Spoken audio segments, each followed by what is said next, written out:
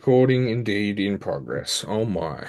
If you're watching this right now, yes, you looking at my face right now or listening to my voice, if you knew how long it just took me to get all of this in order, and it's my own fault because it's purely because of the way that I do it. That I'm open to technical or prone to technical difficulties when I do it. But if you knew how long it just took me, put it this way, it was going to be a Wednesday pod. It might end up a Thursday pod now because of how long it took me. I'm still going to shoot for tonight, but but it could be a Thursday pod because of how long it took me. Nonetheless, we're here now. The camera's working, the mic is working, and we can talk about footy. So, without further ado, welcome to episode 8. Episode 8, a post grand final edition of Footy and Stuff. I'm Brandon, if you are new here. If you're not new here, welcome back, as I say every week. And let's get into talking some footy because I don't want to waste any time after the amount of time I just wasted. It's not a waste because we're trying to get the pod going, but the amount of time I just spent, I want to just talk footy. So let's get straight into it. And we're going to start with the grand final review as usual. Well, not as usual because it's not a grand final every week, but the game review. I'm waffling. Where do I start with this game? Where do I start? Let's start with the Brisbane Lions. Probably the most calm, composed, selfless, proper team game of football I've seen them play in quite a long time. And they've played some damn good footy, some really good football. But it was just like, look, Sydney fans have every right, I think, to be hard on their team for what they dished up based on the season they had, because at times it was pretty lackluster. The effort was just like, what are you doing? But I don't think there are many teams, if any. I don't think there are any teams in the comp. Now that I think about it, I said many. I've got on my notes here there aren't many teams. I don't think there are any teams who would be able to keep up with that Lions team for more than a quarter on Saturday. The way they were playing, it was just like, geez.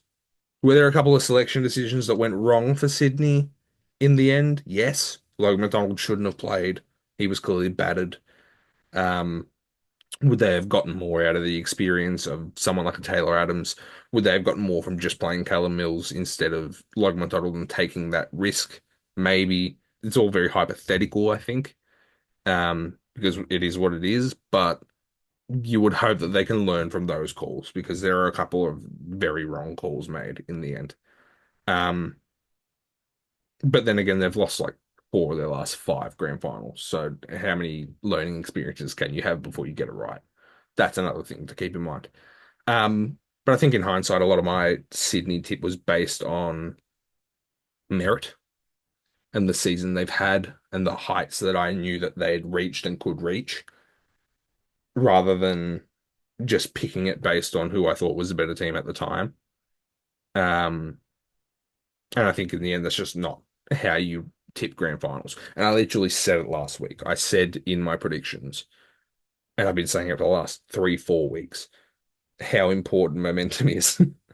And I backtracked on it at the very last moment because Brisbane had more momentum. Brisbane had all the good form leading into that grand final, and I decided to go. Not that Sydney didn't have any momentum because they obviously had a pair of very good performances leading into that grand final, but I just think Brisbane had it all set up, and I still went with Sydney because they had the better season as a whole and the more consistent season as a whole, and because they deserved it, that's why I went that way. Yeah, don't tip grand finals that way. Clearly, I will learn from that moving forward. Unless Carlton are there, then I'll just tip them every time. But no, Brisbane were dominant. They were pretty dominant from siren to siren. I think they got a well-deserved win in the end, and it was well-deserved for the work that they've put in over the last 6 years, in my opinion. So yeah, just a really good team game. I don't think anyone put any less effort than any of their teammates, if that makes sense. It was just everyone stood up. That's what I take from their performance as a whole. But yeah, Will Ashcroft takes home Norm. sort of half nailed that. I mean, I picked Heaney because I picked Sydney, but I did say Brisbane win. It's Ashcroft, in my opinion, and he's just such a good player. Um, Such a good story as well. That ACL and to come back and have half a season and then win a Norm Smith is not easy. Not easy at all. He's a good player. He's a good player. And yeah, he's gonna keep being a good player.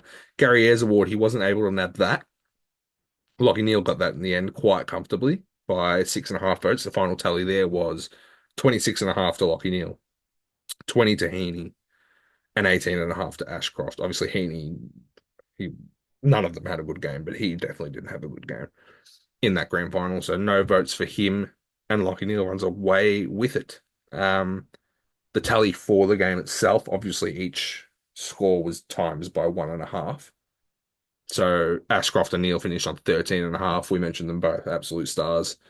Um, Neal, I said in the Brownlow prediction, he's literally just one of the best players we've ever seen. So even with a banged up foot, he just put on another clinic. We shouldn't be surprised that he had the game he did in a grand final. Kale Archie finished on 7.5 votes. The final series this guy has just had, my God. He's becoming he's already underrated, but he's becoming such an important piece of that team. And I think he's going to have a lot more attention from defenders next year because Brisbane are going to look to go back to back. A lot of people are going to expect them to give it a really good shot. And he's been a big piece of how they've finished the year. He's going to get a lot more attention, I think. But their forward line is outstanding. You're going to need a bloody good defense to beat Brisbane on any given day. Speaking of, Kyle Lohmann finished on 6 votes for the day. Easily his best game ever, just toyed with them. Like he's not going to be far off being one of the best small forwards in the comp if he carries this trajectory the way you'd expect him to carry it. Obviously, Charlie is not getting younger, Charlie Cameron, so he's going to continue to be good. But when he starts to tail off, they've got their guy right there. 3 votes to Brandon Starcevich, just so composed, difficult to beat. Did an unbelievable job. I think Harris Andrews, oh, I know Harris Andrews didn't get any votes, but I thought the pair of them together were immense. Very good pairing. But Stas was just unreal. And then 1.5 votes went to Joe Danaher. Just so selfless in attack.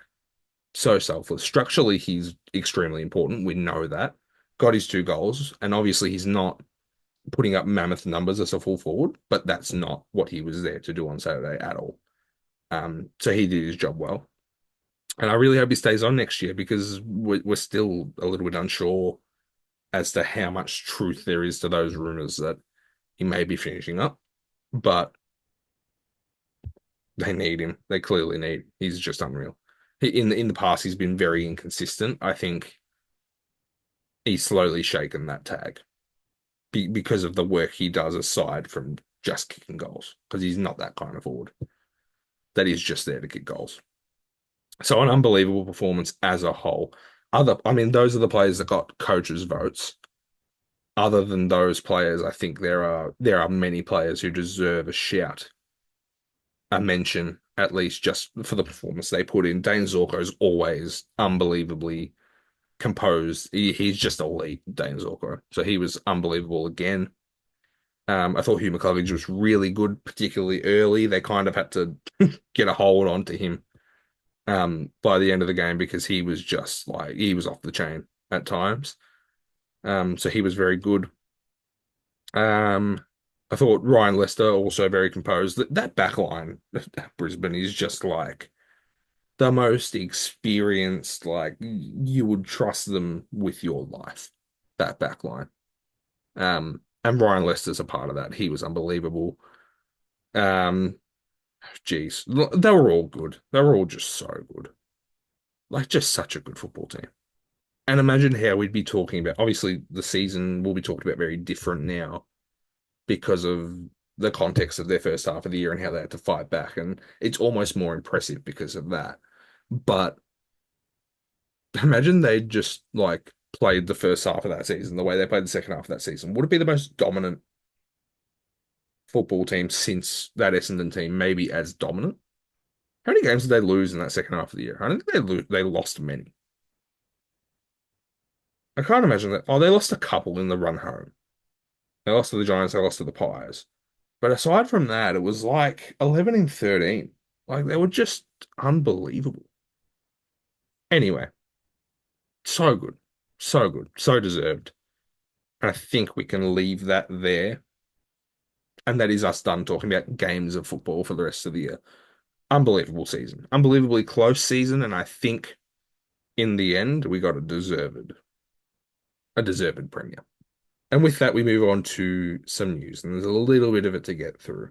So we're going to try and do it fairly quickly. And we'll get it done. Let's start with Andrew McQualter, new Eagles coach. Andrew McQualter. I think it's a great choice. Obviously, what we know now is that the top three candidates at the end were McQualter, Hayden Skipworth, and Stephen King. I think what McQualter brings that the other two don't in the end is probably that experience at the very top level. Obviously, Hayden Skipworth hasn't coached a game as senior coach, as far as I'm aware. Um, I'm actually going to check that. Check that. I should have checked before I said it, but I've said it. So now, yeah, no, he hasn't. And then Stephen King has that club of games that he coached. The Suns when Stewie G left last year. Didn't win many of those. But what McQualter has is that chunk of games that he coached Richmond, and he did a very good job. A very good job for Richmond in that chunk. He's then gone to Melbourne, worked under Simon Goodwin, and now it feels like the jobs that he's worked since retiring, he feels ready and he feels the most experienced. And obviously, they feel the same way because they've interviewed him and they've taken him on board. So I like it. I like it a lot. What it does do, importantly, in the context of the next couple of months, is it definitely gives them a leg up, and it looks like it will give them a leg up with a couple of those Richmond boys that are looking to go back to Perth, in choosing West Coast over the Dockers. And it looks like Liam Baker and Jack Graham in particular are the two that look to be Eagles bound. Um, might have been in limbo prior to this. Probably would have been leaning towards the Eagles anyway. I think it was Bolton that was leaning towards the Dockers and the other two leaning this way. But this will be this will seal it for sure. Because by all accounts, they worked very well with him at the Tigers, and they'll be keen to do so at the Eagles. So big boost. And I think he's going to be a very good coach for them. The next news is possibly the biggest news of the week. I wrote this down when I first saw it, so I don't know if he's already met with them, but it seems that Clayton Oliver has met or will meet with Geelong to discuss a move to the Cattery. Massive, enormous, has huge implications for Geelong, who I think, I mean, firstly, it's a brilliant move in my opinion. I think Clayton Oliver is a player who, obviously, we've spoken about culture issues or perceived culture issues at Melbourne, and the way Clayton has potentially carried himself over the last however many years. What help does he need to be able to just focus on his football and get the best out of his football? I think Geelong is the place to do that. The culture at that club is probably the best in the country. Them and Sydney, they probably have the two best systems in the league, and it's the reason why they're always at the level that they're at. When was the last time Geelong and Sydney both missed finals together? There's always one of them in, and they're always bouncing back, and they're always there. Two brilliant clubs. So I think it's and they need midfielders. They need midfielders as well. So I think it's a match made in heaven, in all honesty. I don't know what needs to get done for it to happen from a Geelong and Melbourne perspective, but yeah, if it happens, I think it's an outstanding deal. So we'll see. We'll see how it unfolds. Obviously, he's been rumored to leave many times before, so I wouldn't be surprised if he ends up staying at the D's. But make of the news what you will. The next news came out today, this morning, and it's that Luke Parker has requested his trade to North Melbourne. Again, perhaps surprisingly, because it's one of those ones that's been floated before, many times before. Plenty of years Luke Parker's been put on the table as such. But he's just not left because he's a Sydney man and he was never going to leave. in the first place. But this time it's true because he's requested the trade to North Melbourne. I think it's a fantastic move for the Kangaroos when it happens. He's the exact. I mean, you only have to look as far as grand final day to see what Luke Parker is all about and what he brings. And again, grand final day obviously isn't the only evidence of what he stands for as a player because he's been doing it for the last 12 years, 13 years, however long he's been playing for the Swans, I don't know. But this is just one of the most experienced players in the league who is going to, in a North Melbourne side, obviously he'll be playing midfield, forward, wherever he plays. But the young players in that system, in those positions, are going to benefit so much off of what Luke Parker brings and the kind of player that he is. And you saw on grand final day how he just stuck it out to the very end and kicked 3 goals in the last quarter. Like I know the game was dead and buried at that point, but it takes a good effort to be able to try and lift your team like that. And I think he's one of the Sydney players who can hold his head high after Saturday. And I think this is going to be a massive move for North Melbourne. If he plays 15 games next year, the amount that these young kids are going to take out of his service, even if it's 1 year, if it's 2 years, whatever, is going to be pretty invaluable. Like imagine what a guy like a George Wardlaw, who's already very good, can take from Luke Parker. All right, moving on. Collingwood. Collingwood are now leading the race for Harry Perryman. In fact, it seems that the deal is now done for Harry Perryman to move to Collingwood on what looks to be a 6-year deal for at least $900,000 a year, um, which has blown Port Adelaide's offer out of the water, as we know. And he's also a boyhood Collingwood fan, so he'll be pretty keen to get there. Is it a good deal? No, no, it's not. No, it's not a good deal. Um, it'll be a good deal if he ends up their best player but like there's not even a guarantee that he's going to get midfield time straight away. When you've got Nick Dacos, when you've got Jack Crisp, Tom Mitchell, Scott Pendlebury's still there, like he's going to be fighting for minutes. This is exactly the same as what we or how we touted Zach Williams when we signed him for a very similar wage. It's a little bit less now. So he's going to be on more money than Zach Williams. He's going to be on halfback, playing a little bit of midfield time. They're going to look in the future to transition him into that full-time midfield role, as far as I can tell. If it doesn't work, they're going to get hammered for it because it's a lot of money for a player like that compared to other players that are on that kind of money. And again, we have players like that. Carlton have done it, and that's why I'm very aware of how badly this could turn out. Granted, Zach Williams has become a pretty decent player when he's fit. He just needs to be fit. But it's still a lot of money. So this needs to go very right for Collingwood. Do I think he's a good player? Yes, he's a great player. Like he's going to be a good contributor for them. It's so much money to throw at Harry Perryman, in my opinion. But we'll see how it goes. We will see. Um, Matt Owies, the list of clubs interested in this boy is ever growing. So he's definitely going to um, be looking to find a home. He's likely going to find a home, is what I was meant to say there.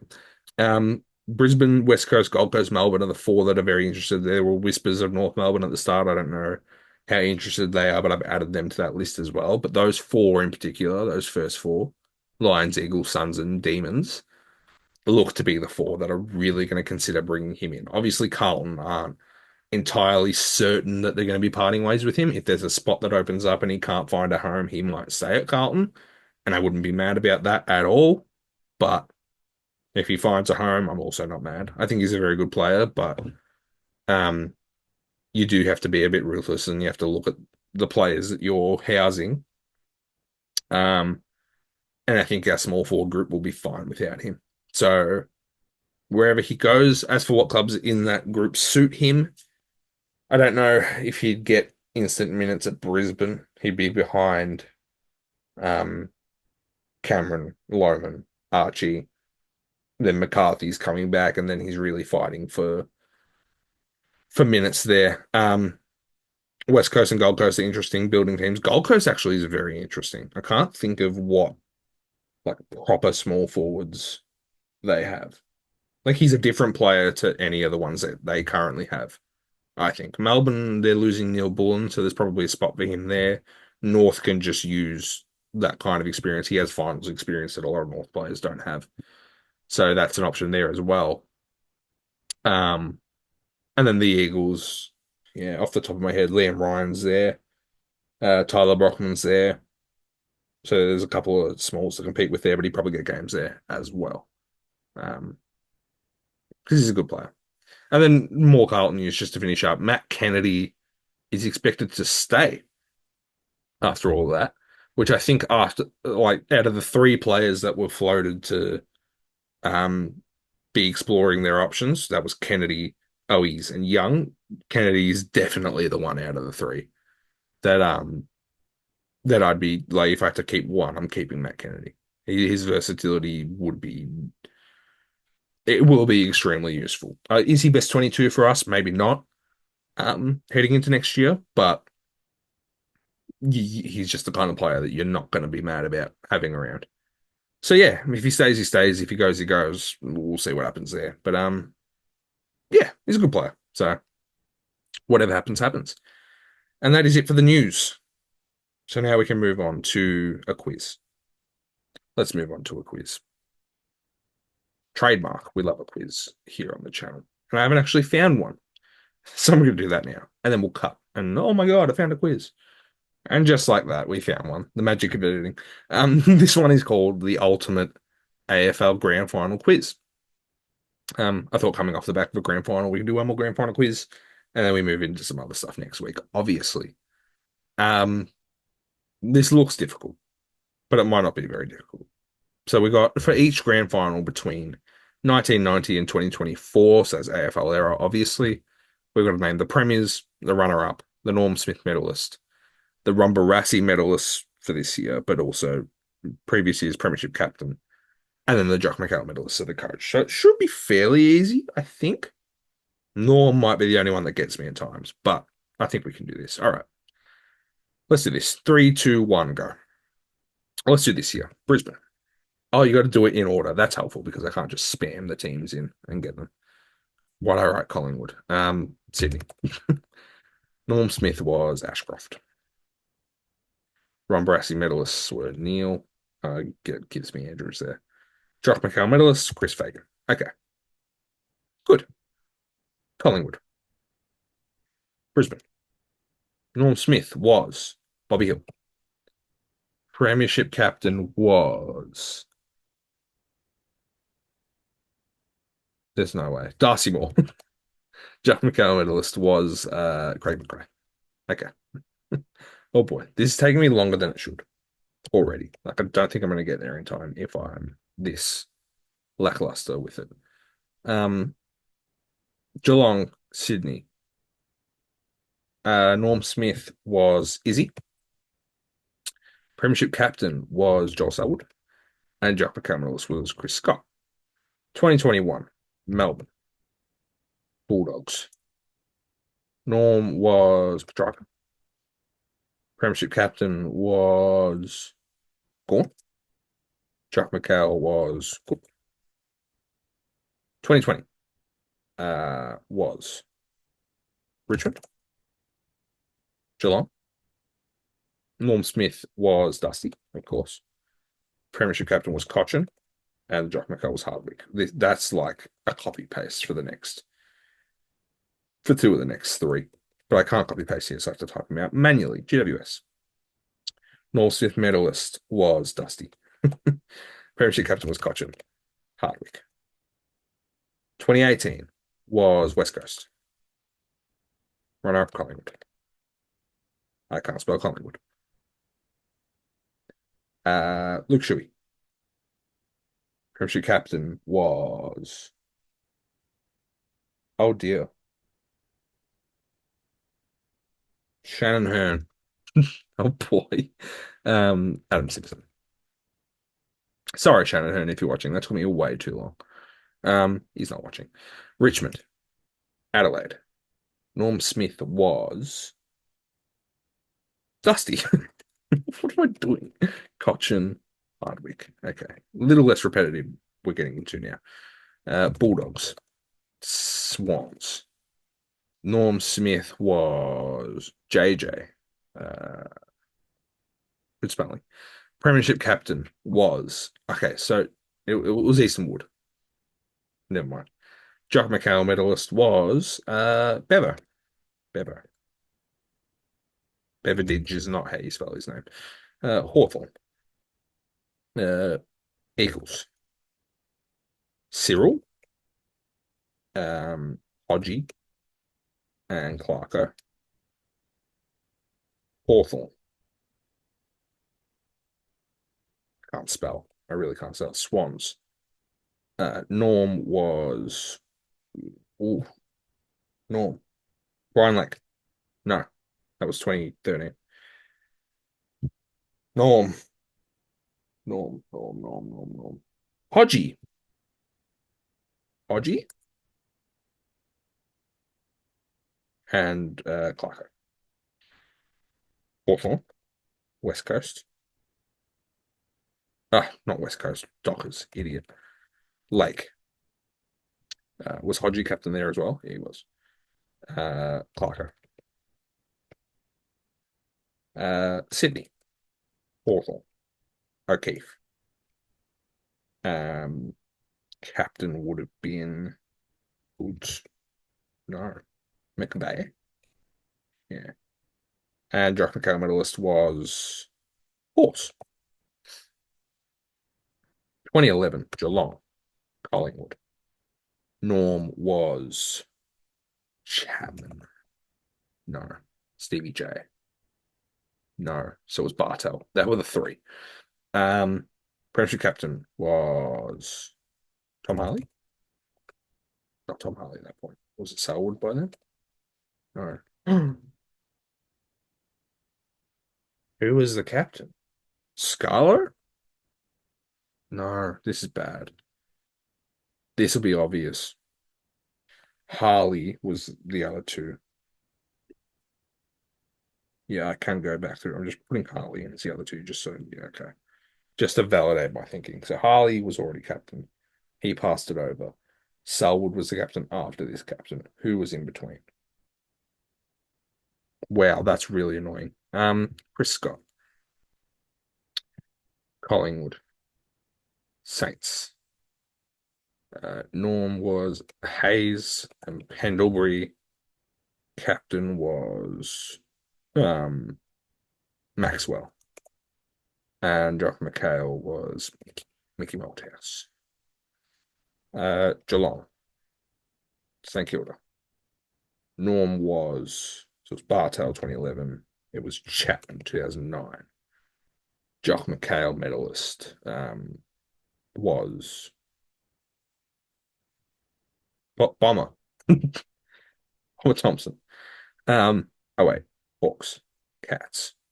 Norm Smith medalist. This is bad. Oh, it's Hodgie. The captain at that point. I can't visualize it. Who's holding up the cup with Clarko? It wasn't Hodgie at that point, no. Who's holding up the cup? Yeah. Who was the Hawthorn captain? Richie Vandenberg? No, he just wasn't there. I genuinely don't know. Oh, was Croft captain at that point? No. Oh no. That's bad. That's really bad. Clarko. Oh 07. Cats Power. Norm was Stevie J. And John McHale medalist was Bomber. All right.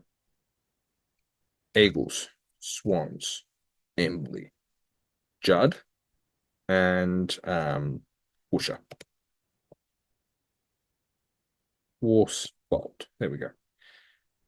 Swans, Eagles, Judd. Premiership captain was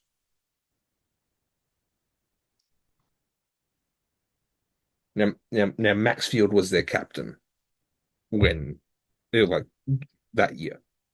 But who captained the flag? Who captained the grand final? Was it Goods? Oh God, why do I keep putting Goods for the Swans? He clearly just wasn't captain for any of them. Um, Barry Hall, Bruce, poor Bruce. Oh 04, Power, Lions, Pickett, uh, Fred Ray, and Choco. Lions, Pies. I can't put Pies. I have to put Magpies. Unreal. Oh 03. Okay, so well, Sean Hart, Acker, and Black, I think. So I think Black was that year. Vossi and uh, Lethal. Matthews. Jeez. Matthews. Brisbane. Magpies. Uh, Acker that year. Oh, was he 01? Did Acker even ever win it? Have I just made that up? No, he won the Brownlow. Sean Hart was 01. Who won it in 02? Oh, Buckley won it. He losing team, of course. Um, Acker won the Brownlow in 01. Goose. And he won in the game in one of those years. Um, Premiership captain was Voss again and Matthews. Lions, Bombers, Voss, Matthews. 2000, Bombers, Demons. Norm Smith. Oh boy. Wasn't James Hird, was it? It was James Hird. That's good. Sheeds. Oh, that's Premiership captain first. The captain was it Hurdy at the time? Yeah. And Sheeds. 99. Kangaroos. Blues. Norm was Shannon Grant. Premiership captain would have been at that point probably Duck. And Jack McCandless was Dennis Pagan. 98 Crows. They beat the Saints in the second one. No, they beat the Dogs in the second. No, they didn't. What am I talking about? I'm mixing up prelims and flags there. They beat North Melbourne. Um, Norm was McLeod. The captain would have been Mark Bickley, and the coach was Malcolm Bligh. Rose. Saints was that year. McLeod won Norm. Bickley was the captain, and Bligh was the coach. Okay, 96. North Melbourne. Not Carlton, Sydney. Norm. I don't know. I don't know. I have to come back to it. Was Horse playing from back then? He never won Norm. He won a Coleman. Was it just the Duck? No. Adam Simpson? No. What am I saying? Shannon Grant didn't win it twice. It feels like it'll be obvious, but we'll get back to it. Premiership captain was Duck again. Yeah, it was still Duck. Okay. And Pagan. 95. Carlton. Geelong.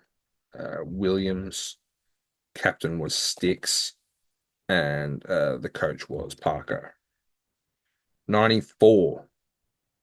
Eagles. Cats. Oh, geez. Norms are hard at this point.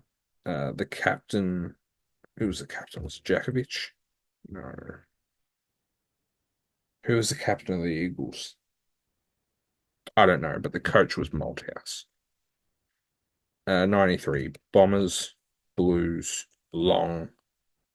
The captain at that point would have been Bomber Thompson, I think. And the Joppa Camels was Sheets. 92, again, Eagles, Cats. Norm could have been anyone. Like, I honestly don't know. And I don't know who the captain was either. Malthouse.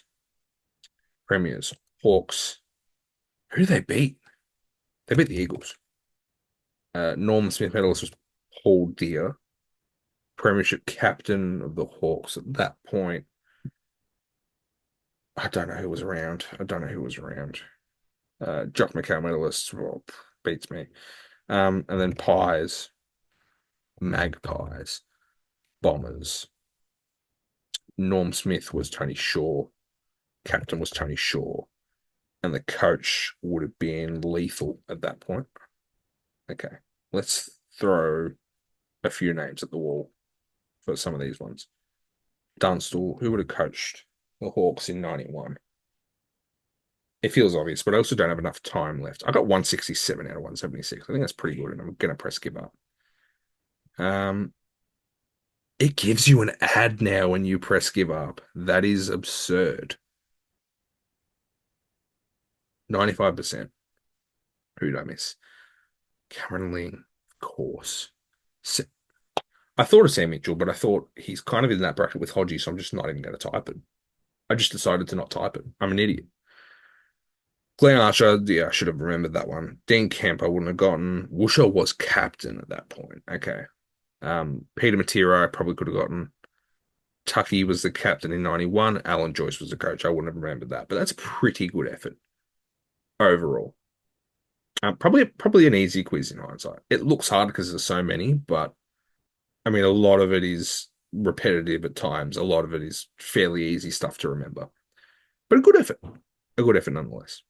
So yeah, no games this weekend, so there's no tips coming up. So I think this is actually where we're going to end it. But I am going to talk a little bit about what the next couple of weeks is going to look like with trade period, with free agency. So I think this is probably going to go out tomorrow, Thursday, the 3rd of October. So as this is being released, free agency begins tomorrow, the Friday, the 4th of October. And trade period begins on Monday. So I'll probably stick to a Thursday pod again next week, despite the technical difficulty here. I think Thursday is a good middle point of trade period, free agency, all of that. I'll do my season review next week of all my predictions from preseason. And then the Thursday after is the day after the trade period ends. So the trade period ends on the Wednesday, and we'll do a trade period wrap on the Thursday after. So the next couple of pods will be Thursday pods. And then we might go back to Wednesdays, might go back to Tuesdays. We'll just see how it kind of plays out. But that being said, we will see you next Thursday. As usual, follow Footy and Stuff on Instagram and Twitter at Footy Stuff Pod. Give us a like, subscribe, rating on Spotify, follow on everything, all that stuff. Follow my personal TikTok, and I will see you next week. Thank you and goodbye.